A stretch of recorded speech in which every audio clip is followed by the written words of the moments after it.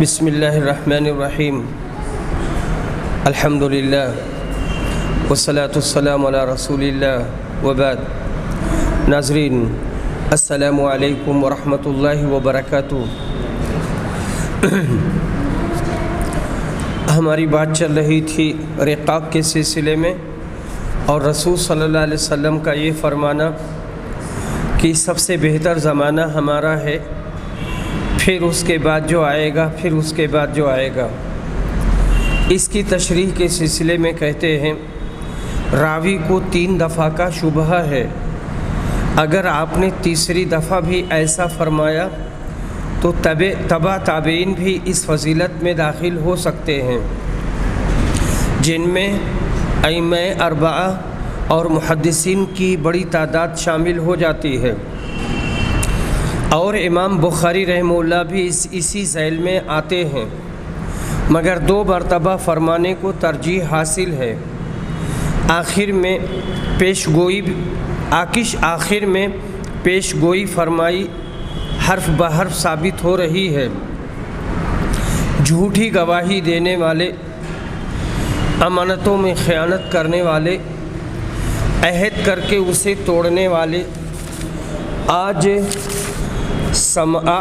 مسلمانوں میں کثرت سے ملیں گے۔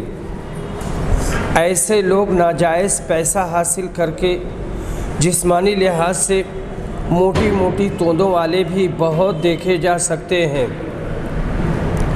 حدیث نمبر 6429 عبداللہ بن مسعود روایت کرتے ہیں کہ نبی صلی اللہ علیہ وسلم نے فرمایا سب سے بہتر زمانہ میرا ہے، اس کے بعد ان لوگوں کا جو اس کے بعد ہوں گے، پھر جو ان کے بعد ہوں گے، اور اس کے بعد ایسے لوگ پیدا ہوں گے جو قسم سے پہلے گواہی دیں گے، کبھی گواہی سے پہلے قسم کھائیں گے۔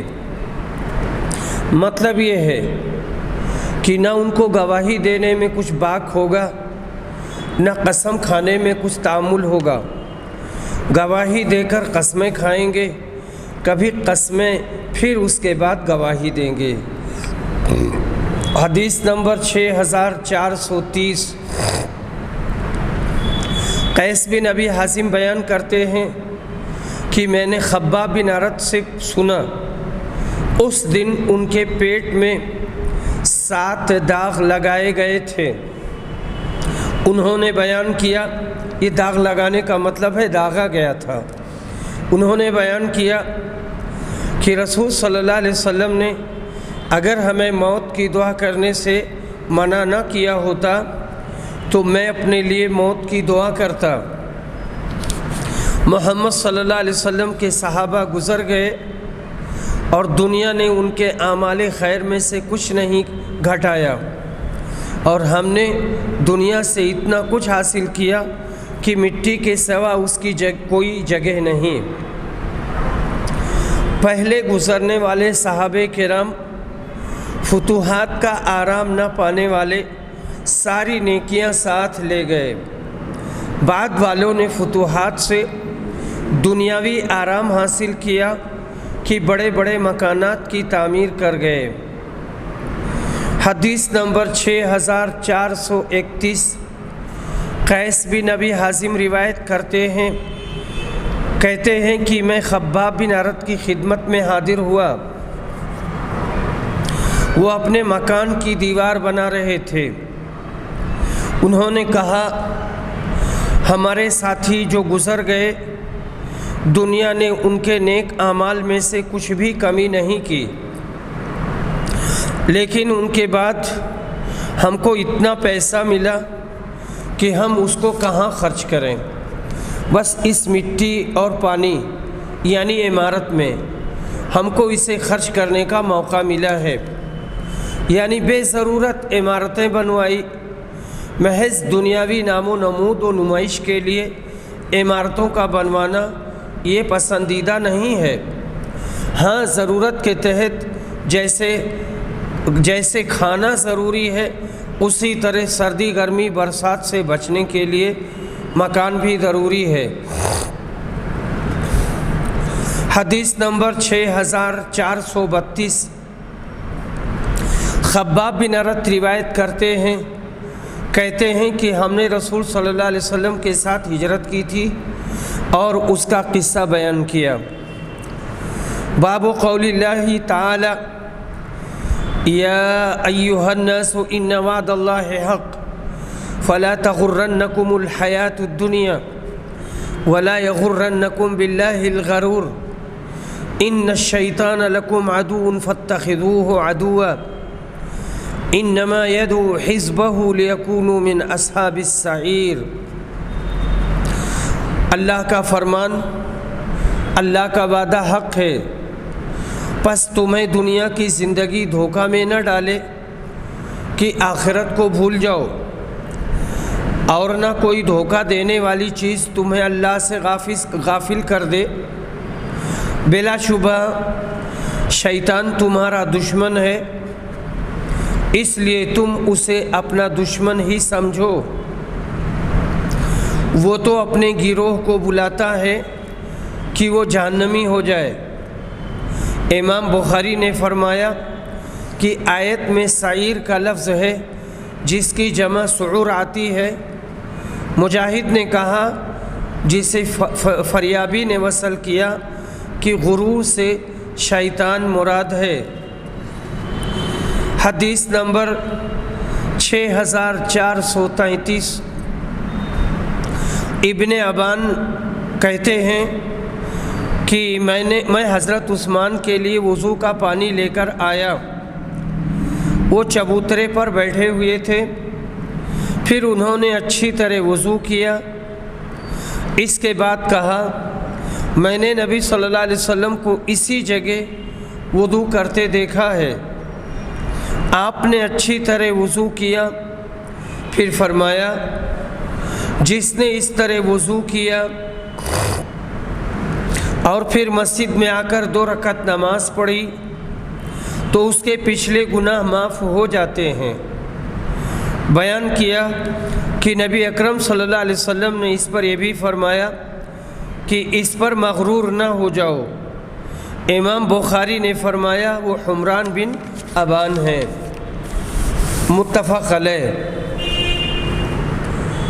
روایت میں حضرت عثمان غنی کا ذکر خیر ہے، بلکہ سنت نبوی پر ان کا قدم بقدم عمل پیرا ہونا بھی مذکور ہے۔ حضرت عثمان کی محبت اہل سنت کا خاص نشان ہے۔ باب ذہاب الصالحین، صالحین کا گزر جانا۔ حدیث نمبر 6433 مرداس اسلمی روایت کرتے ہیں، کہتے ہیں کہ نبی صلی اللہ علیہ وسلم نے فرمایا، نیک لوگ یکے بعد دیگرے گزر جائیں گے، اس کے بعد جو کے بھوسے یا کھجور کے کچرے کی طرح کچھ لوگ دنیا میں رہ جائیں گے جن کی اللہ پاک کو کچھ ذرا بھی پرواہ نہ ہوگی۔ باب ما یتقی من فتنة المال وقول اللہ انما اموالکم واولادکم فتنہ۔ مال کے فتنے سے ڈرنا اور اللہ کے اس فرمان کا بیان جو سورہ تغابن میں آیا ہے، بلا شبہ تمہارے مال و اولاد تمہارے لیے اللہ کی طرف سے آزمائش ہے۔ حدیث نمبر 6435 ابو ہریرہ روایت کرتے ہیں کہ رسول صلی اللہ علیہ وسلم نے فرمایا، دینار و درہم کے بندے، عمدہ ریشمی چادروں کے بندے، سیاہ کملی کے بندے تباہ ہو گئے کہ اگر انہیں دیا جائے تو خوش ہو جاتے ہیں اور اگر نہ دیا جائے تو ناراض رہتے ہیں۔ زمانہ رسالت میں ایسے بھی لوگ تھے جو دنیاوی مفادات کے تحت مسلمان ہو گئے تھے، انہی کا یہ ذکر ہے، ایسا اسلام بیکار ہے جس سے محض دنیا حاصل کرنا مقصود ہو۔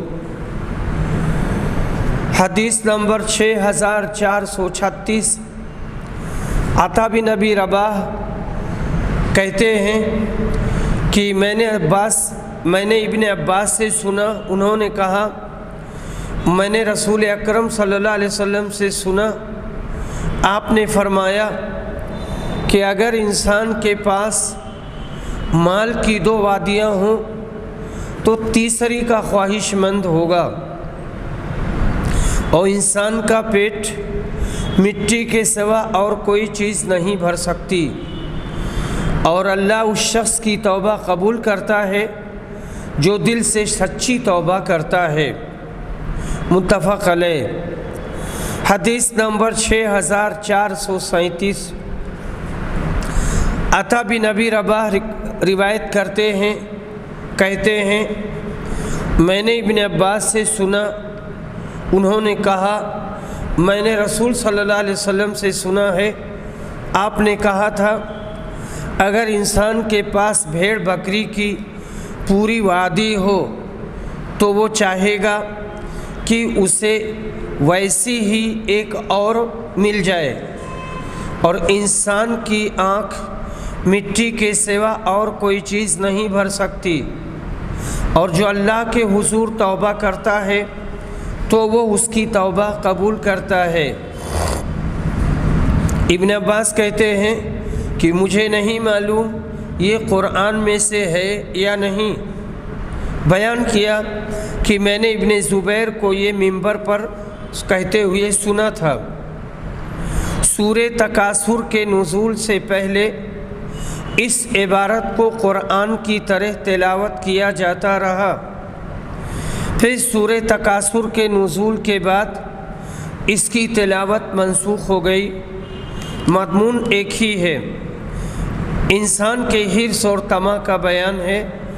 احادیث ذیل میں مزید وضاحت آ رہی ہے۔ حدیث نمبر 6438 عباس بن سہل بن سعد بیان کرتے ہیں، کہتے ہیں میں نے عبداللہ بن زبیر کو مکہ میں منبر پر یہ کہتے سنا، انہوں نے اپنے خطبے میں کہا اے لوگو، نبی اکرم فرماتے تھے اگر انسان کو ایک وادی سونا بھر کے دے دی جائے تو وہ دوسری کا خواہش مند رہے گا، اگر دوسری دے دی جائے تو تیسری کا خواہش مند رہے گا، اور انسان کا پیٹ مٹی کے سوا اور کوئی چیز نہیں بھر سکتی، اور اللہ پاک اس کی توبہ قبول کرتا ہے جو توبہ کرے۔ حدیث نمبر 6439 انس بن مالک روایت کرتے ہیں کہ رسول صلی اللہ علیہ وسلم نے فرمایا اگر انسان کے پاس سونے کی ایک وادی ہو تو وہ چاہے گا کہ 2 ہو جائیں، اور اس کا منہ قبر کی مٹی کے علاوہ اور کوئی چیز نہیں بھر سکتی، اور اللہ اس کی توبہ قبول کرتا ہے جو توبہ کرے اور اللہ کی طرف مائل ہو۔ حدیث نمبر 6440 انس بن مالک روایت کرتے ہیں، اور ان سے ابی بن کعب نے بیان کیا کہ ہم اسے قرآن ہی میں سے سمجھتے تھے، یہاں تک کہ الہاکم التکاثر نازل ہوئی۔ باب قول النبی صلی اللہ علیہ وسلم ھذا المال حلوۃ خضرہ، نبی اکرم کا یہ فرمان یہ دنیا کا مال بظاہر سرسبز و خوشگوار اور میٹھا ہے، اور اللہ نے فرمایا ہے زُيِّنَ لِلنَّاسِ حُبُّ الشَّهَوَاتِ مِنَ النِّسَاءِ وَالْبَنِينَ وَالْقَنَاطِيرِ الْمُقَنطَرَةِ مِنَ الذَّهَبِ وَالْفِضَّةِ وَالْخَيْلِ الْمُسَوَّمَةِ وَالْأَنْعَامِ وَالْحَرْثِ ذَلِكَ مَتَاعُ الْحَيَاةِ الدُّنْيَا۔ انسانوں کو خواہشات کی تڑپ، عورتوں، بال بچوں، ڈھیروں سونے چاندی، نشان لگے ہوئے گھوڑوں، چوپایوں اور کھیتوں میں محبوب بنا دی گئی ہے۔ یہ چند روزہ زندگی کا سرمایہ ہے۔ حضرت عمر نے کہا، اے اللہ، ہم تو سوائے اس کے کچھ طاقت ہی نہیں رکھتے کہ جس چیز سے تو نے ہمیں زینت بخشی ہے اس پر ہم طبعی طور پر خوش ہوں۔ اے اللہ، میں تجھ سے دعا کرتا ہوں کہ اس مال کو تو حق جگہ پر خرچ کرانا۔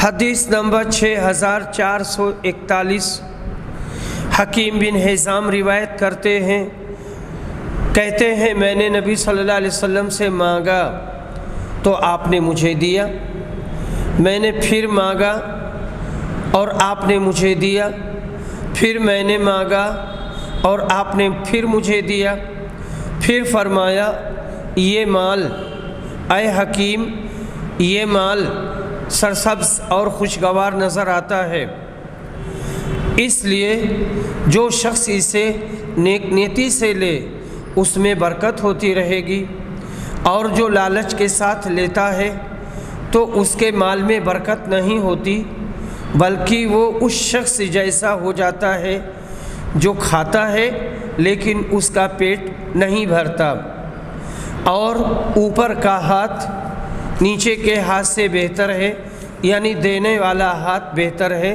لینے والے ہاتھ سے، لینے والا ہاتھ چاہے نیچے ہو یا اوپر ہو۔ باب ما قدم من مالہ فہو لہ، آدمی جو مال اللہ کی راہ میں دے دے وہی اس کا اصلی مال ہے۔ حدیث نمبر 6442، عبداللہ بن مسعود روایت کرتے ہیں کہ نبی صلی اللہ علیہ وسلم نے فرمایا، تم میں کون ہے جسے اپنے مال سے زیادہ اپنے وارث کا مال پیارا ہو؟ صحابہ نے عرض کیا، اللہ کے رسول، ہم میں کوئی ایسا نہیں جسے اپنا مال زیادہ پیارا نہ ہو۔ نبی صلی اللہ علیہ وسلم نے فرمایا، پھر اس کا مال وہی ہے جو اس نے موت سے پہلے اللہ کے راستے میں خرچ کر کے آگے بھیج دیا، اور اس کے وارث کا مال وہ ہے جو وہ چھوڑ کر مرا۔ حدیث اور باب میں مطابقت ظاہر ہے۔ مبارک ہیں وہ لوگ جو اپنی زندگی میں آخرت کے لیے زیادہ سے زیادہ اثاثہ جمع کر سکیں، اور اللہ کے راستے سے مراد اسلام ہے، جس کی اشاعت اور خدمت میں مال اور جان سے پرخلوص حصہ لینا مسلمان کی زندگی کا واحد نصب العین ہونا چاہیے۔ باب المقصرون هم المقلون، جو لوگ دنیا میں زیادہ مالدار ہیں وہی آخرت میں زیادہ نادار ہوں گے۔ اور اللہ کے اس فرمان کا بیان، من کان یرید الحیاۃ الدنیا وزینتها نوفی الیہم اعمالہم فیہا وہم فیہا لا یبخسون اولئک الذین لیس لہم فی الآخرۃ الا النار وحبط ما صنعوا فیہا وباطل ما كانوا يعملون۔ جو شخص دنیا کی زندگی اور اس کی زینت کا طالب ہے تو ہم اس کے تمام اعمال کا بدلہ اسی دنیا میں اسے بھرپور دیتے ہیں، اور اس میں ان کے لیے کسی طرح کی کمی نہیں کی جاتی۔ یہی وہ لوگ ہیں جن کے لیے آخرت میں دوزخ کے سوا اور کچھ نہیں ہے، اور جو کچھ انہوں نے اس دنیا کی زندگی میں کیا وہ آخرت کے حق میں بیکار ثابت ہوا، اور جو کچھ اپنے خیال میں وہ کرتے ہیں سب بیکار محض ہے،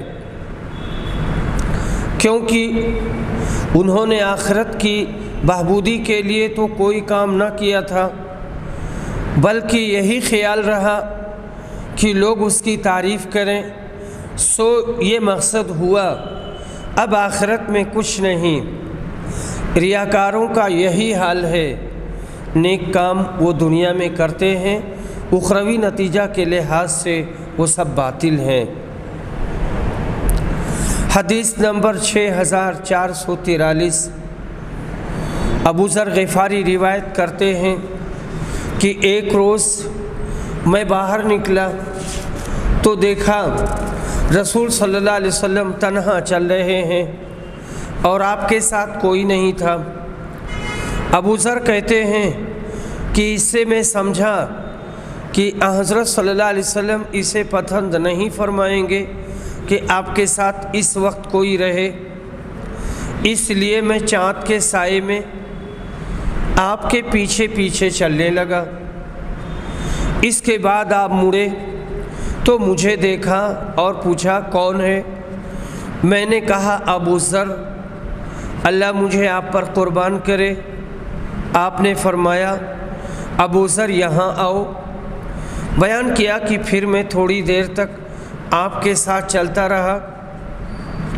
اس کے بعد آپ نے فرمایا جو لوگ دنیا میں زیادہ مال و دولت جمع کیے ہوئے ہیں قیامت کے دن وہی خسارے میں ہوں گے، سوائے ان کے جنہیں اللہ نے مال دیا ہو اور انہوں نے اسے دائیں بائیں آگے پیچھے خرچ کیا ہو اور اسے بھلے کاموں میں لگایا ہو۔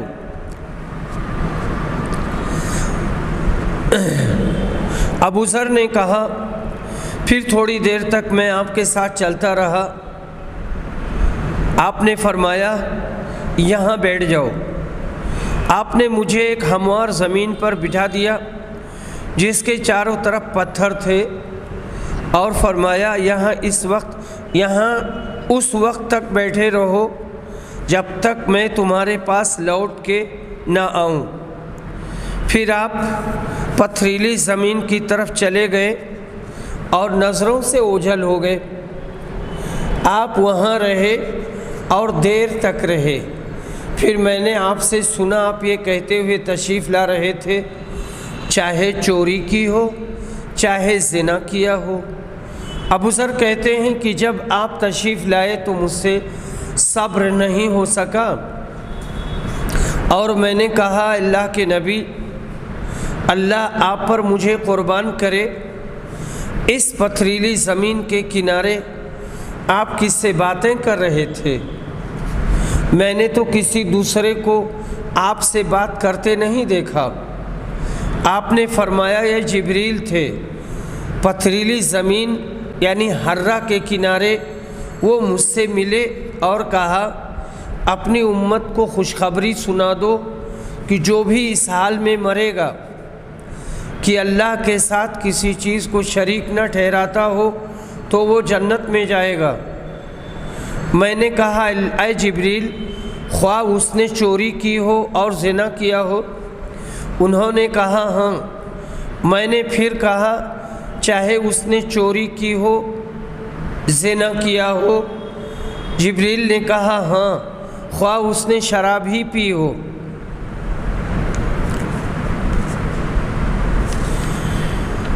اس کے بعد میں جو ہماری بحث آ رہی ہے وہ ہے باب قول نبی صلی اللہ علیہ وسلم ما احب ان لی احدا ذهبا۔ نبی اکرم صلی اللہ علیہ وسلم کے اس فرمان کا بیان، اگر احد پہاڑ کے برابر سونا میرے پاس ہو تو بھی مجھے یہ پسند نہیں۔ حدیث نمبر 6444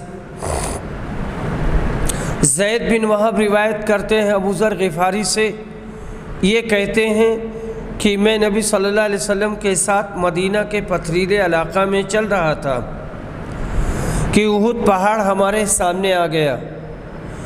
آپ صلی اللہ علیہ وسلم نے دریافت فرمایا اے ابو ذر؟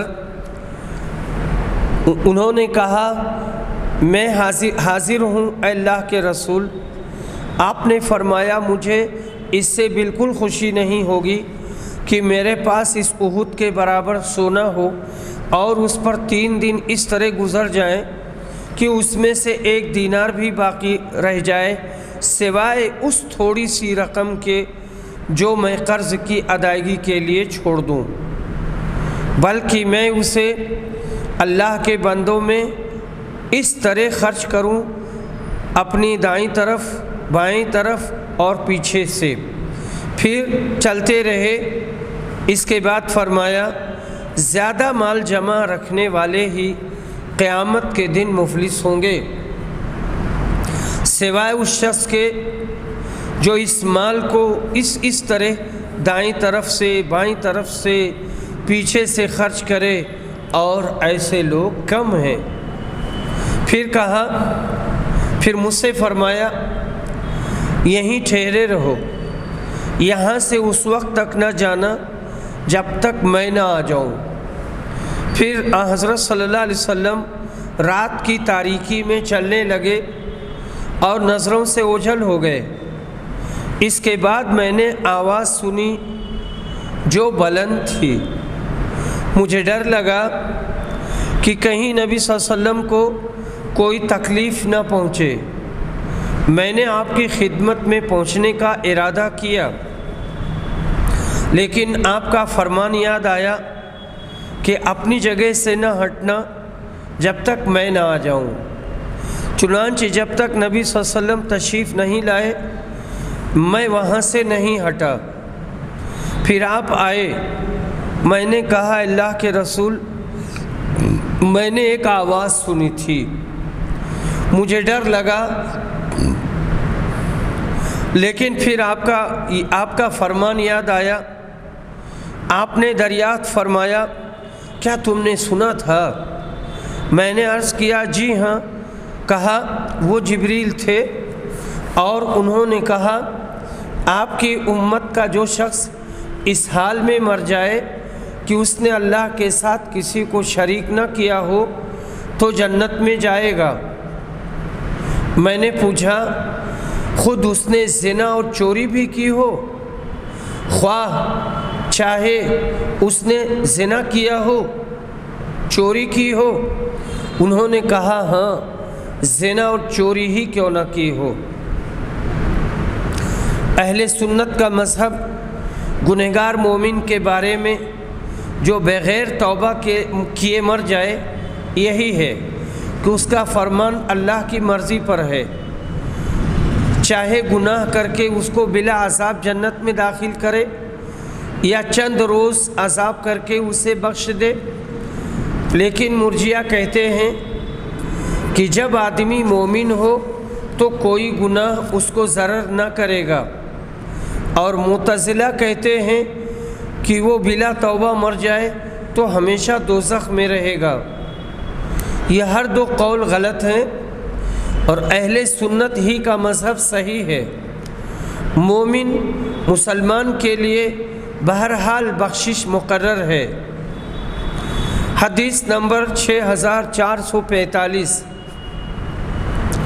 ابو ہریرہ روایت کرتے ہیں، کہتے ہیں کہ رسول صلی اللہ علیہ وسلم نے فرمایا اگر میرے پاس احد پہاڑ کے برابر بھی سونا ہو تو بھی مجھے اس میں خوشی ہوگی کہ 3 دن بھی مجھ پر اس حال میں نہ گزرنے پائیں کہ اس میں سے میرے پاس کچھ بھی باقی بچے۔ البتہ اگر کسی کا قرض دور کرنے کے لیے کچھ رکھ چھوڑوں تو یہ اور بات ہے، یعنی اس کی ادائیگی کے لیے۔ باب الغنا، باب الغنا، غنا النفس، مالدار وہ ہے جس کا دل غنی ہو۔ یہاں مطلب یہ ہے کہ آدمی اللہ کے راستے میں دینے کے بعد اور خرچ کرنے کے بعد میں بھی تمنگر رہے اور مالدار رہے۔ ایسا نہ ہو کہ اس نے اللہ کے راستے میں دے دیا اور خود محتاج ہو گیا اور پھر کل پرسوں سے وہ جا کر کے دوسروں کے سامنے دستے سوال دراز کرتا ہے اور بھیک مانگتا ہے۔ اللہ کا فرمان، کیا یہ لوگ سمجھتے ہیں کہ ہم جو مال اور اولاد دے کر ان کے مدد کیے جاتے ہیں؟ آخری آیت من دون ذالک ہم لہا عاملون تک۔ ابن سفیان بن عیینہ کہتے ہیں ہم لہا عاملون سے مراد ہے کہ ابھی وہ اعمال انہوں نے نہیں کیے لیکن ضرور ان کو کرنے والے ہیں۔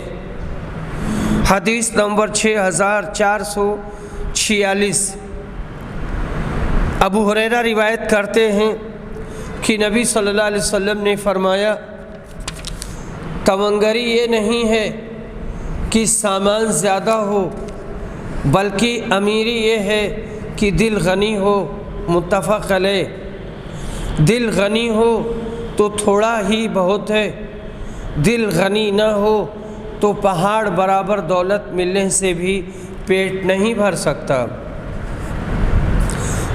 باب فضل الفقر، فقر کی فضیلت کا بیان۔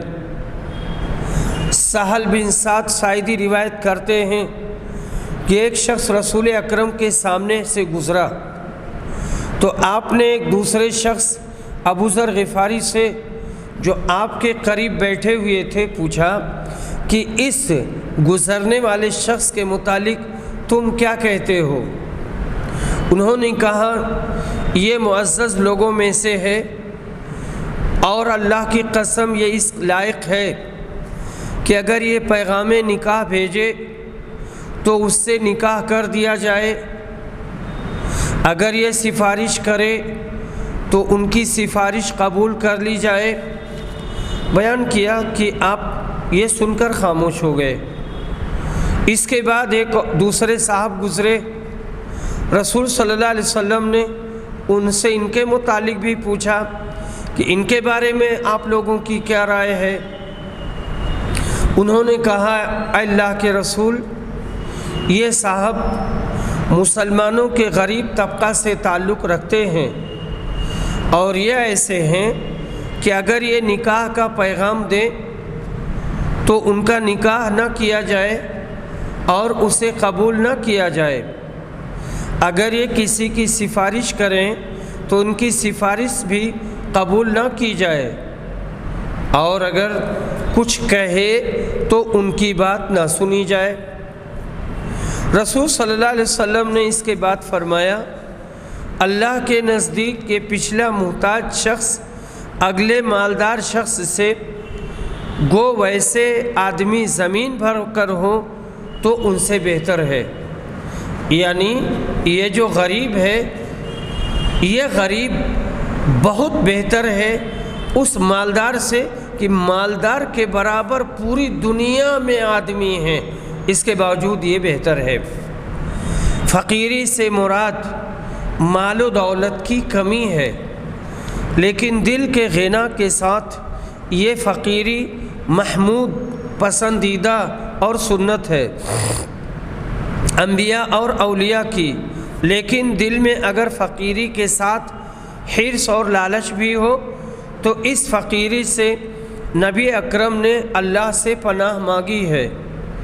اللہ ہر مسلمان کو محتاجگی سے بچائے، آمین۔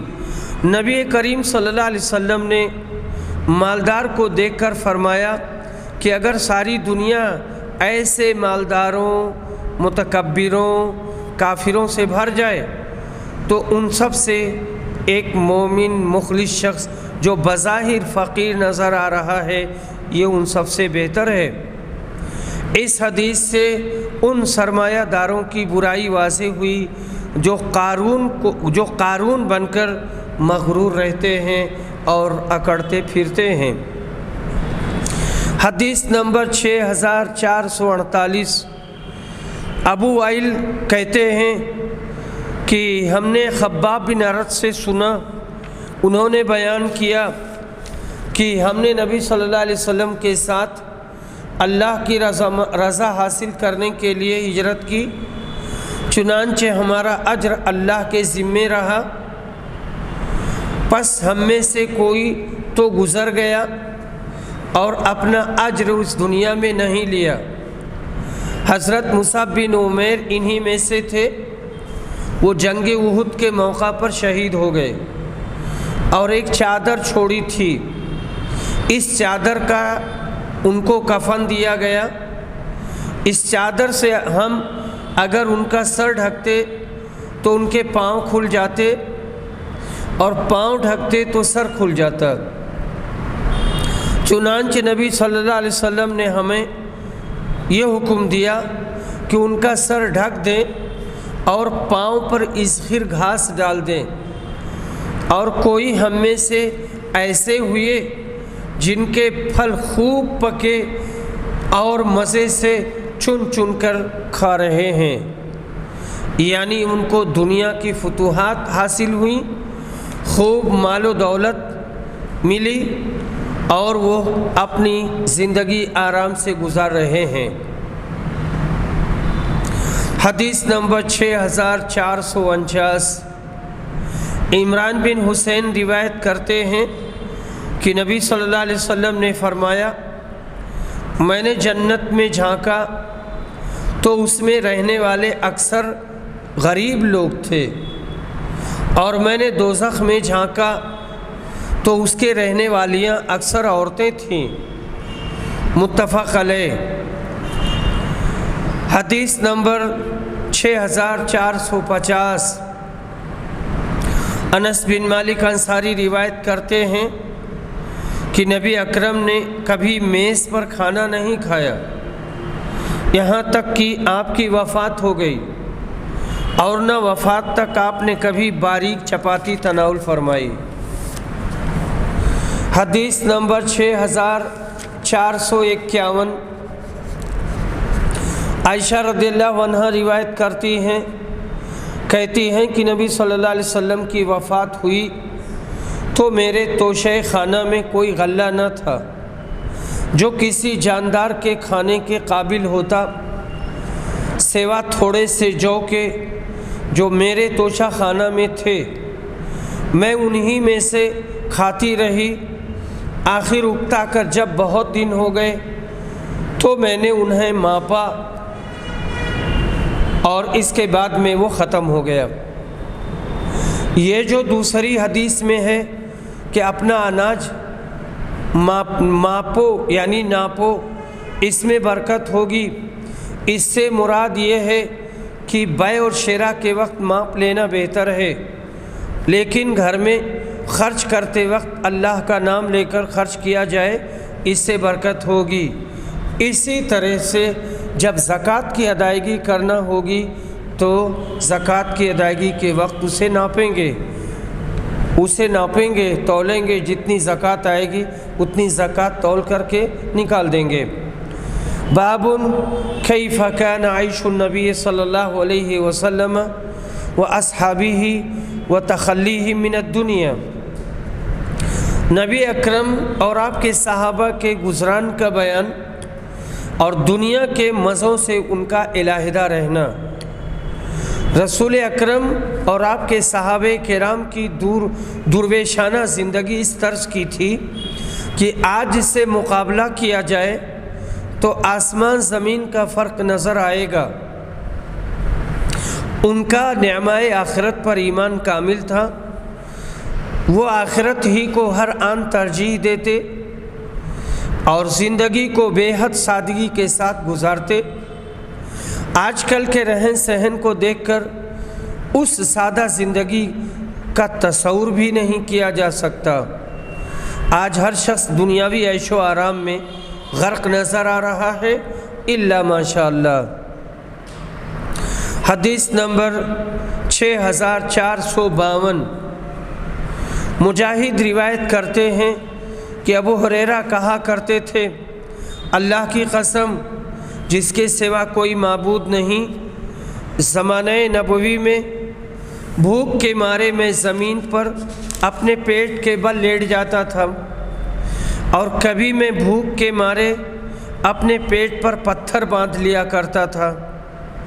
ایک دن میں اس راستے پر بیٹھ گیا جس سے صحابہ گزرتے تھے۔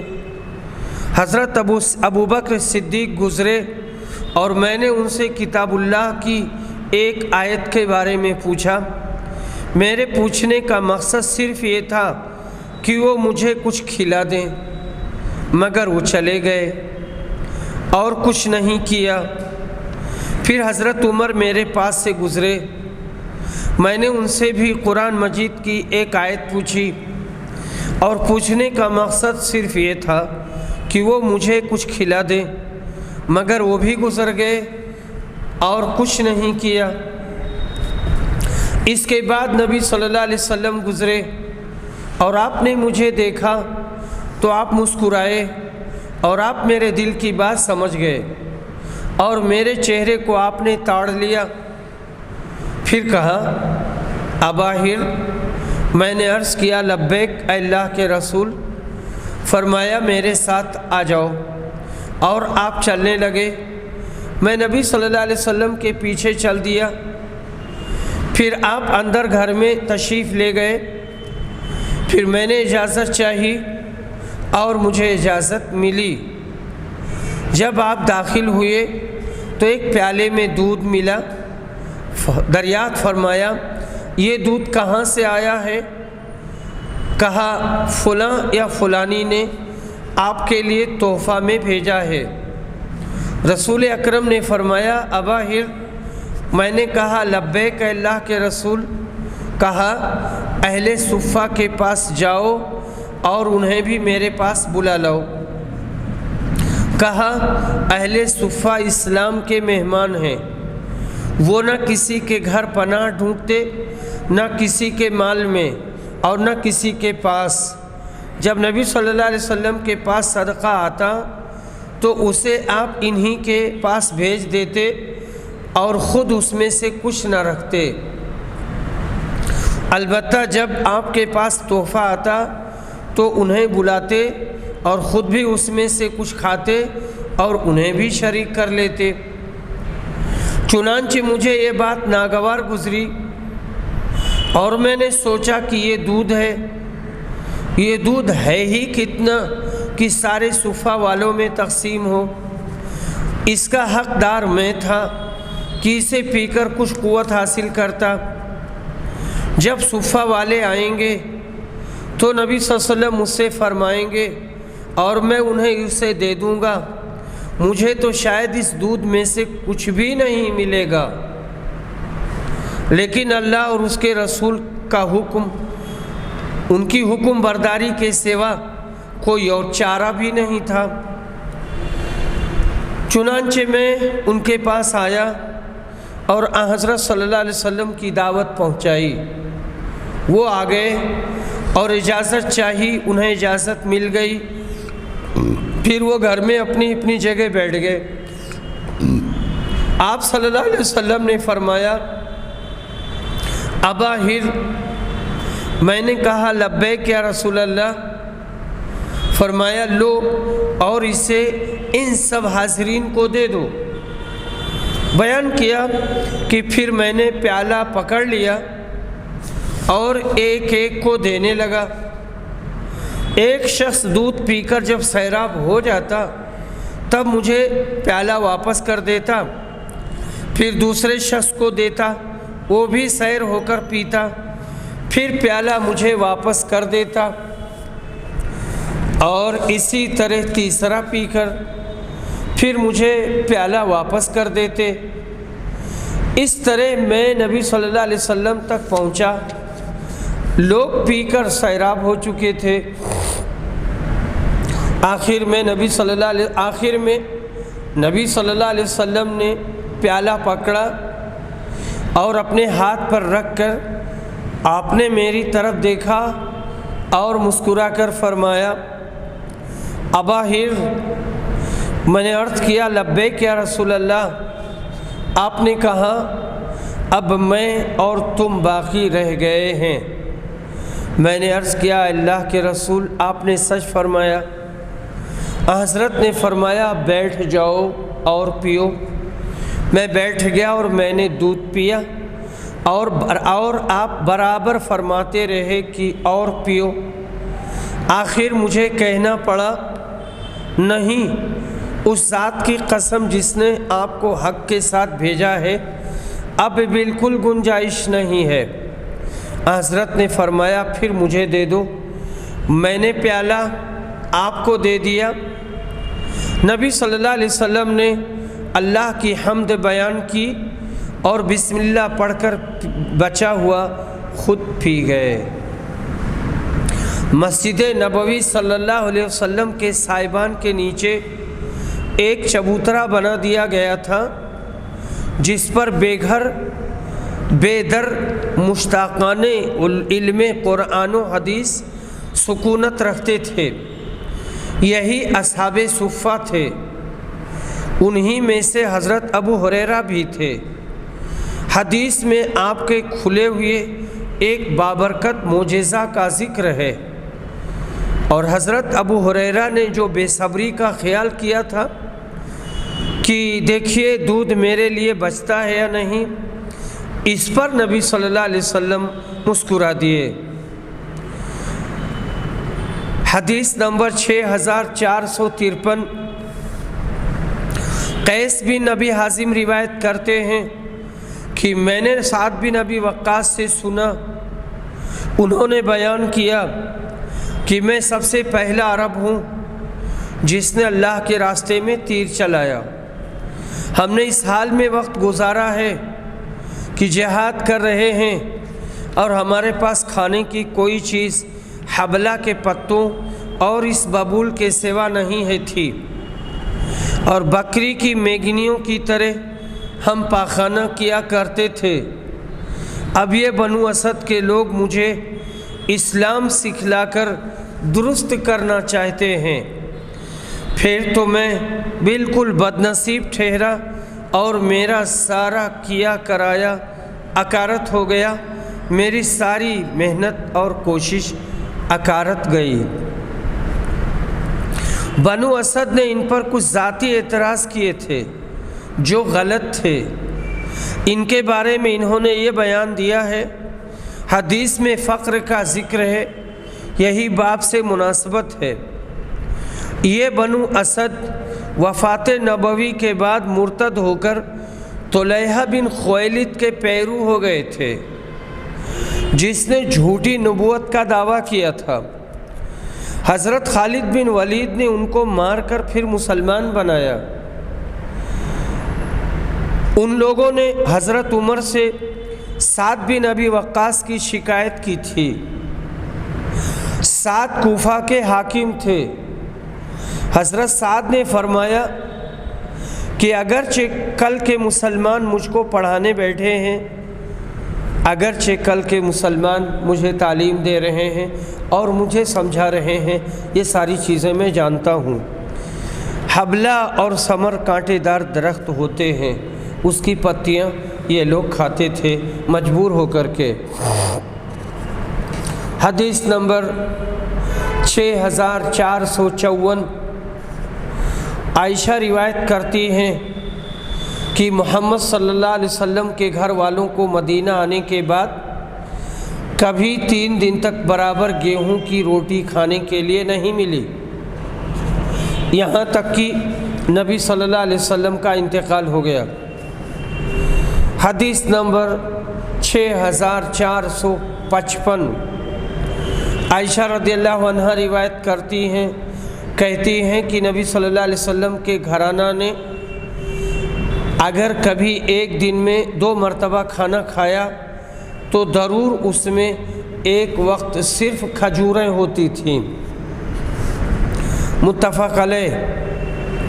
हदीस नंबर 6456। आयशा रदियल्लाहु अन्हा रिवायत करती हैं कि नबी करीम सल्लल्लाहु अलैहि वसल्लम का बिस्तर चमड़े का था और उसमें खजूर की छाल भरी हुई थी। मुत्तफ़क़ अलैह। ये था रसूल अकरम का बिस्तर व तकिया। आज अक्सर मुद्दईयान अमल बिस्सुन्ना क्या ऐसी ज़िंदगी पर क़नाअत कर सकते हैं जिनके ऐश को देखकर शायद फ़िरौन व हामान भी महवे हैरत हो जाएं। हदीस नंबर 6457। कतादा कहते हैं कि हम अनस बिन मालिक की खिदमत में हाजिर हुए। उनका नान भाई वहीं मौजूद था जो रोटियां पका पका कर देता जाता। हज़रत अनस लोगों से कहते कि खाओ, मैंने कभी नबी अकरम को पतली रोटी खाते नहीं देखा और न आपने कभी अपनी आँख से समूची भुनी हुई बकरी देखी, यहाँ तक कि आपका इंतकाल हो गया। समूची یعنی مکمل پوری بکری بھنی ہوئی آپ نے نہیں دیکھی یہاں تک کہ آپ کا انتقال ہو گیا۔ وآخر دعوانا الحمد للہ رب العالمین۔